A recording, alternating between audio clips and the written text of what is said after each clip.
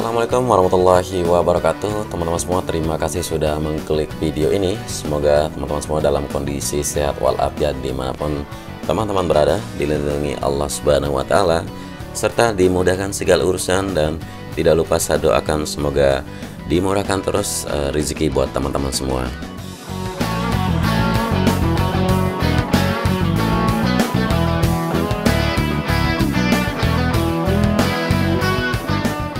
Ya, tidak henti-hentinya ya kita terus memantau bagaimana progres pembangunan dari sirkuit MotoGP Mandalika di sini. Namun di video kali ini mungkin tidak saya melintas seperti biasa di keseluruhan lintasan 4,31 km dengan 17 tikungan, memperhatikan titik-titik mana saja yang sedang difokuskan untuk pengerjaan. Tapi di dalam video ini sekarang kita akan sama-sama menyimak bagaimana toleransi dari trek balap yang bisa diterima oleh FIM maupun MotoGP standar. Dan hal tersebut sudah dibocorkan oleh salah satu staff dari MRK One Consulting, yang mana kita tahu MRK One Consulting merupakan desainer atau perancang dari sirkuit MotoGP Mandalika di sini.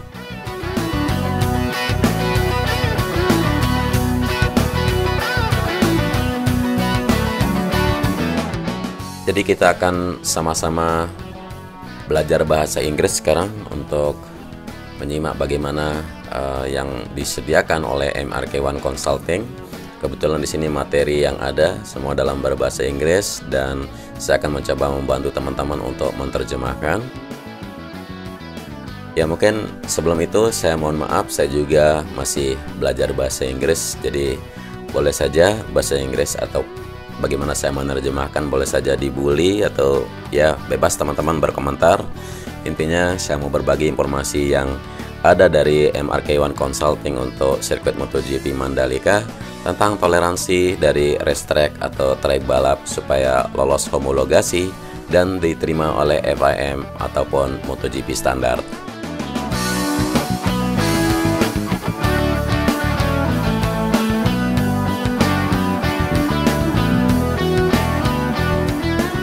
Good afternoon, everybody. Assalamualaikum. And my name is Dr. Campbell Waddle. Thank you, Dewey, for giving me the opportunity to speak to you all today. Nah, jadi inilah Dr. Campbell ya, yang merupakan staf dari MRK One Consulting.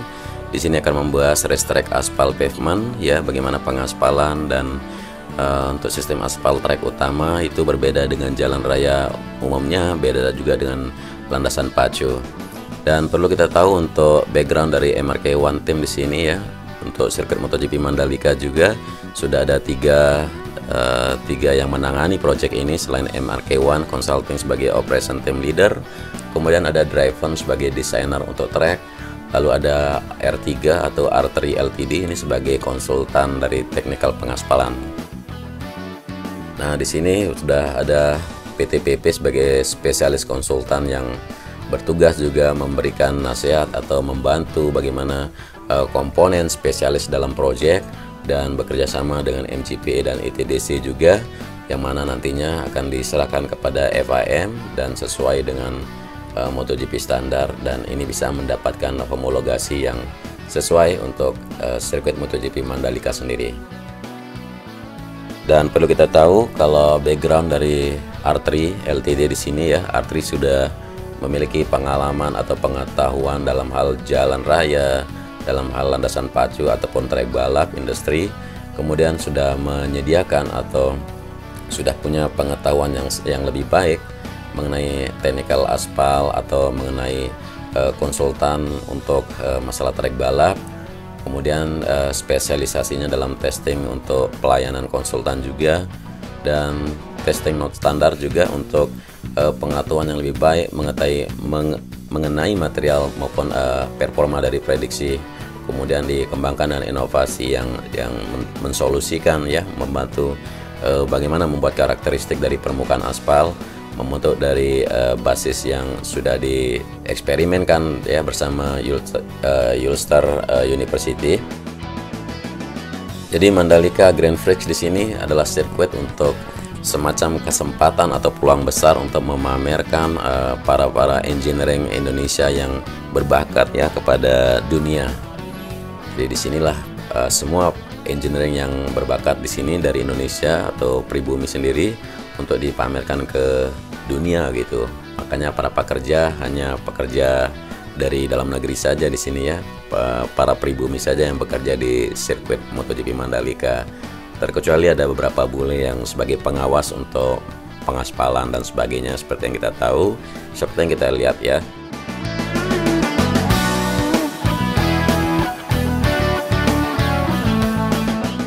Nah, seperti ini teman-teman bisa lihat ya, kalau permukaan dari trek balap itu tidaklah sama dengan jalan raya atau landasan pacu di bandara ya, seperti yang dilihat di sini. Karena jalan raya biasa atau jalan raya umumnya itu rentan sekali, jalannya bisa berlumbang atau bergelombang karena memang cara membuatnya atau cara membangun jalan tersebut berbeda dengan sirkuit. Kemudian di sini ya, untuk sebuah trek balap yang berkelas dunia juga sudah dikonstruksikan dengan standar yang tingkat paling tinggi ya. Aspal juga harus benar-benar ada semacam extreme force untuk terhadap ban atau bagian permukaan, terutama di bagian interaksi ya antara aspal dengan ban kendaraan yang balap. Kemudian nanti racetrack atau trek balap yang modern juga diharapkan itu bisa memberikan kondisi yang sangat-sangat lembut ya, halus, dan kita bilang sewarna, homogenized ini ya, serasi atau satu jenis gitu dari ujung ke ujung lagi ya. Kemudian mampu dengan kecepatan tinggi di antara 320 km per jam, dan ini memang membantu sekali untuk para pembalap, jadi supaya tidak ada bumpy dan ya semacam gelombang. Kemudian permukaan aspal juga ya, atau wearing course nanti di bagian atas itu sudah dirancang harus mempunyai grip yang tinggi, tetapi masih bisa menyediakan balapan yang menghibur gitu, entertaining racing ya. Dan permukaan dari trek balap juga harus didesain untuk balapan tidak cuma satu kali putaran, tapi sampai ke balapan akhir nanti dia tidak akan berubah dari trek balap tersebut. Nah, kemudian permukaan dari trek balap juga harus aman untuk motorsport.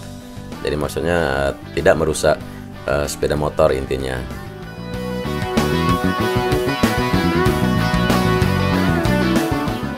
Nah, untuk teknik yang dipakai di sini untuk membuat jalan raya biasa misalnya atau jalan raya umumnya itu tidak bisa dilakukan hal yang sama untuk membuat semacam permukaan dari trek balap yang berkelas dunia. Jadi untuk permukaan dari trek balap itu harus dikonstruksikan dengan standar yang paling tinggi gitu, untuk memastikan diantaranya itu yang pertama safety untuk kendaraan, safety untuk pembalap, safety untuk penonton selama ada ajang balap begitu. Kemudian untuk trek balap juga sudah diharapkan berkarakteristik dan tidak diragukan ya masalah interaksi dari permukaan ataupun bertahan lamanya itu kondisi trek tersebut. Lalu ada material yang bisa interaksi dari permukaan yang tadi dan bisa menyediakan semacam pengalaman untuk berkendara di sana dengan kualitas yang benar-benar memuaskan lah kita bilang, dan tentunya bisa dipakai berkali-kali untuk trek balap tersebut.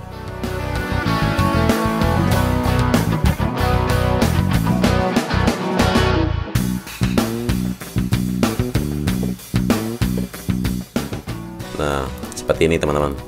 Ini sebuah sirkuit mungkin di Inggris ya, kalau kita perhatikan ya, Silverstone ini. Nah, jadi setiap layer atau setiap lapisan untuk subbase maupun aspal itu memang harus diusahakan sehalus mungkin begitu.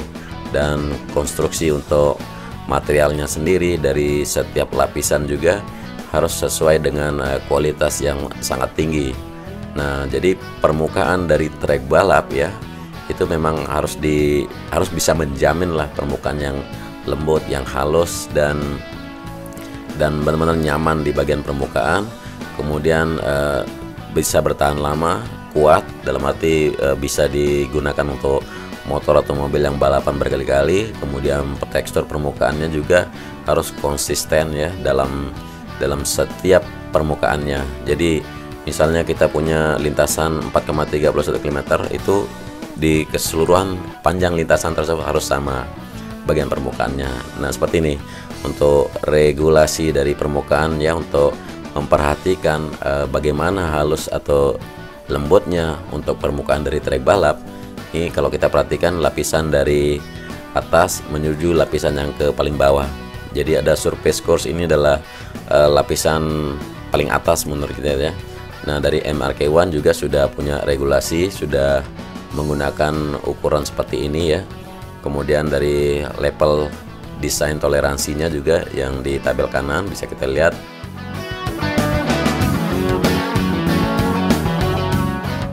Nah kemudian untuk makro tekstur di sini juga untuk mendapatkan level dari high grip yang bisa diciptakan.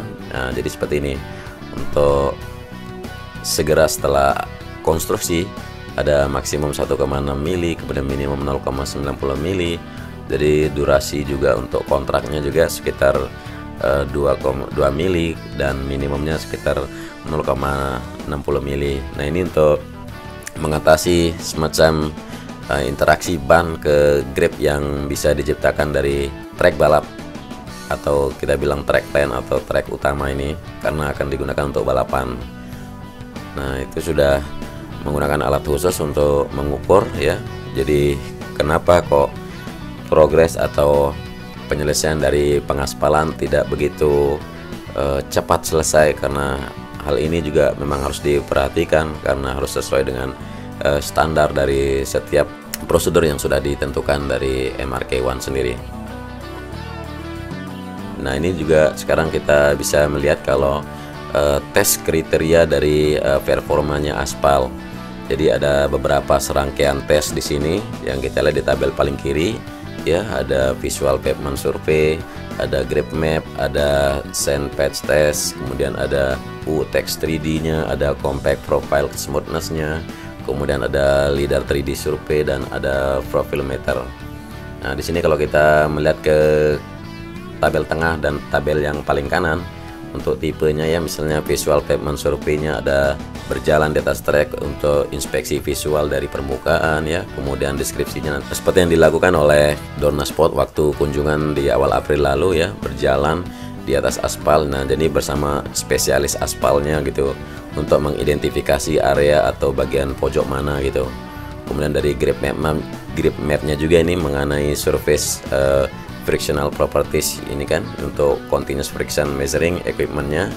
Jadi untuk memastikan kalau basah dan kering, jadi kalau musimnya hujan atau musim kemarau balapannya, jadi udah membaca grip mapnya tuh kayak gimana, akan gimana kalau musim hujan, atau akan kayak gimana kalau dia di saat panas balapannya. Kemudian ada sand patch testnya juga, ini seperti main texture depth dan juga minimum 20 lokasi yang harus dicek di bagian permukaannya ya secara detail gitu. Kemudian di sini juga untuk UTEX 3D-nya juga ada surface karakteristik ya, untuk melihat karakteristik dari permukaan dan areal dengan parameter menggunakan modeling 3D. Kemudian di sini untuk deskripsinya ya, bisa mengambil dari 20 lokasi untuk melihat surface kondisi bagian permukaannya untuk tahu nanti bagaimana pengaruhnya kepada ban dari pembalap. Kemudian ada compact profile atau smoothness di sini ya, untuk tipenya seperti 4 meter straight edge. Kemudian ada deskripsinya juga seperti memilih lokasi atau titik mana di grip map untuk mengambil data untuk memastikan bagaimana kelembutan atau kehalusan dari trek tersebut. Kemudian dengan tes dari lidar 3D survey-nya, nanti ada survei masalah kelembutan untuk yang bisa digunakan dengan statik dari lidar, perangkat lidar gitu. Kemudian ada 3D scan of entire track ya, ini untuk 3D scan ini yang sedang dilakukan sekarang di atas hasil pengaspalan pertama ya. Ada 3D scan untuk entire track, untuk track keseluruhan.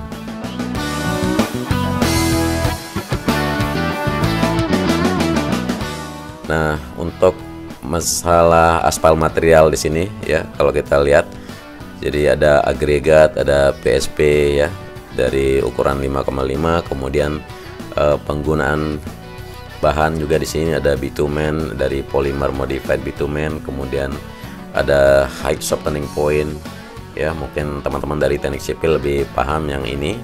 Kemudian ada aspal untuk surface course, jadi aspal yang paling atas ya, itu ada 10 mili untuk SMA, jadi semacam membuat aspal itu terasa mulus, tapi sebenarnya aspal yang ada di lapisan atas itu terlihat seperti berongga gitu, jadi agak berongga tapi itu mulus dan lembut. Dan ini memang diharuskan ya, seperti yang kita lihat untuk mendapatkan grip atau skid resistance supaya tidak licin dan sebagainya di bagian permukaannya ya. Jadi menggunakan ukuran atau prosedur pembuatannya seperti yang kita tahu di sini ya, 65 pendulum smooth untuk ukuran 1 meter atau 1 kilometer untuk di atas racetrack sendiri atau di bagian permukaan track lane kita bilang di sini teman-teman.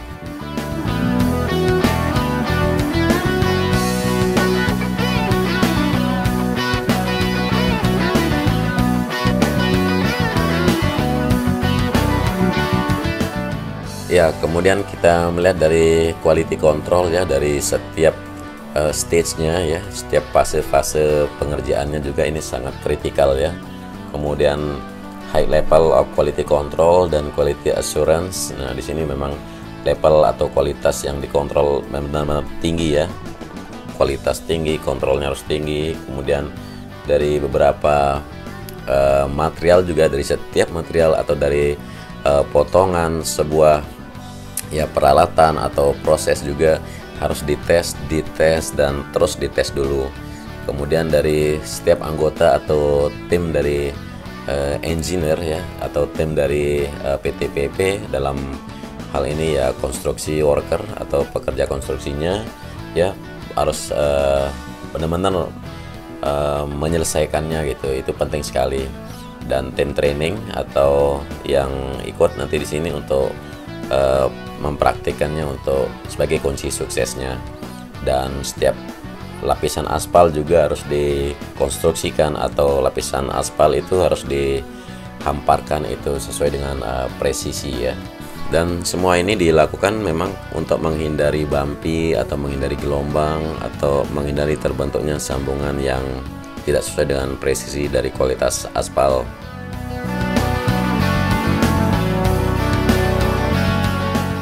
Nah, kemudian di sini ada beberapa bahan material yang kualitas tinggi atau kualitas terbaik yang bisa digunakan. Yang pertama itu agregat ya, mulai dari bentuknya, kemudian ukurannya, kemudian jenis bebatuannya, nah PSV-nya tinggi, kemudian dari bitumen yaitu polymer modified bitumen, kemudian fibersnya atau ini juga apa namanya, height softening point-nya juga. Dan ada juga untuk best quality equipment juga yang harus digunakan ya. Jadi ada peralatan dengan kualitas terbaik yang harus digunakan itu seperti ini. Aspal finishernya harus model yang paling modern, kemudian rollernya juga atau kita bilang stump-nya harus terbaru dan sebagainya. Dan seperti ini untuk tekniknya pengaspalannya seperti yang kita lihat biasa ya di saat pengaspalan, terutama di pengaspalan yang terakhir nanti bagian atas seperti harus dilakukan sekaligus ya. Dan untuk join-join longitudinal yang membahayakan juga untuk para pembalap ya, harus diperhatikan. Kemudian beberapa lateral joint yang melintang misalnya supaya tidak menciptakan suatu bumpy atau benjolan di atas permukaan, jadi harus direncanakan dengan benar.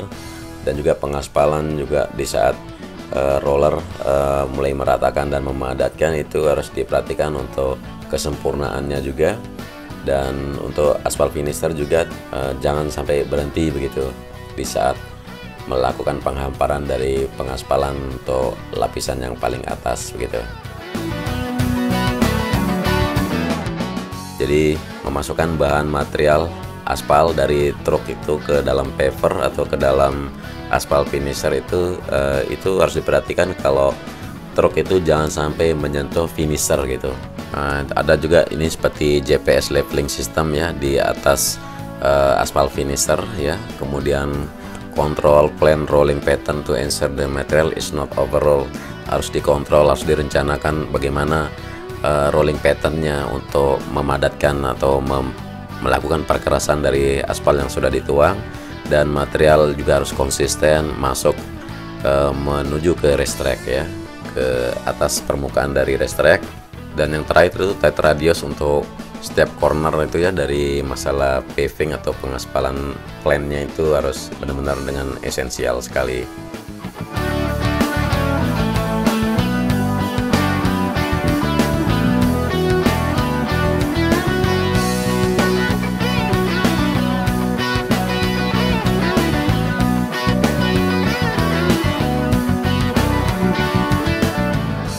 Untuk trek balap ya harus menyiapkan ya sebelum balapan untuk mencabut atau harus membersihkan ya ekses bitumen, dan mulai untuk menyiapkan sebuah trek balap. Nah, yang kedua itu mitigasi ya untuk early life skid resistant phenomenon ya. Ini harus diperhatikan juga untuk mitigasi melawan skid resistant phenomenon. Kemudian mencoba ya, percobaan untuk track ya bagi balapan amatir untuk membuat sebuah racing line ya yang bagus. Kemudian nanti consider high pressure water retexturing juga di sini. Jadi harus dibersihkan lah dulu lapisan aspal semua yang sudah selesai dikerjakan. Kemudian barulah melakukan pengetesan racetrack ya setiap balapan. Jadi sebelum menggelar balapan itu harus ada testing dulu untuk racetracknya dulu, harus diperhatikan. Seperti yang terlihat di sini di gambar ya, beberapa gambar dari sirkuit Silverstone di Inggris. Jadi ada namanya pembersihan lapisan aspal yang sudah selesai dikerjakan.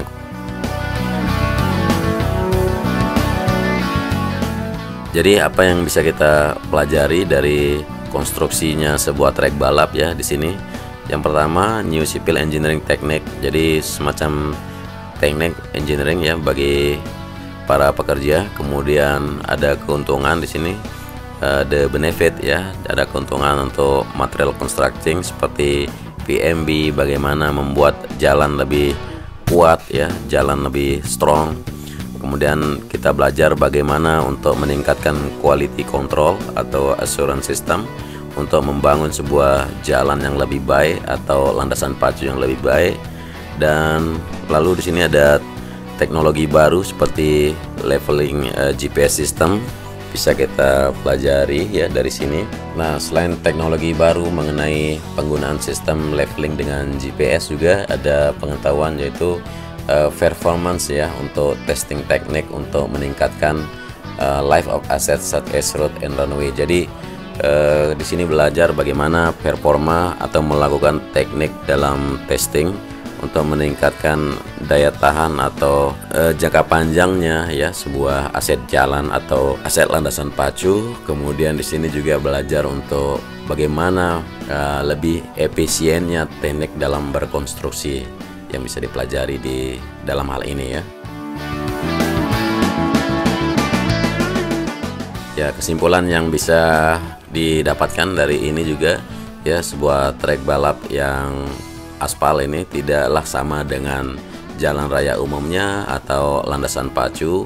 Kemudian konstruksi dari masalah pengaspalan di trek balap juga ini mengharuskan sebuah kualitas tinggi dan dengan standar tinggi, baik itu material, kemudian proses maupun peralatan, dan juga para pekerjanya yang mengerjakan.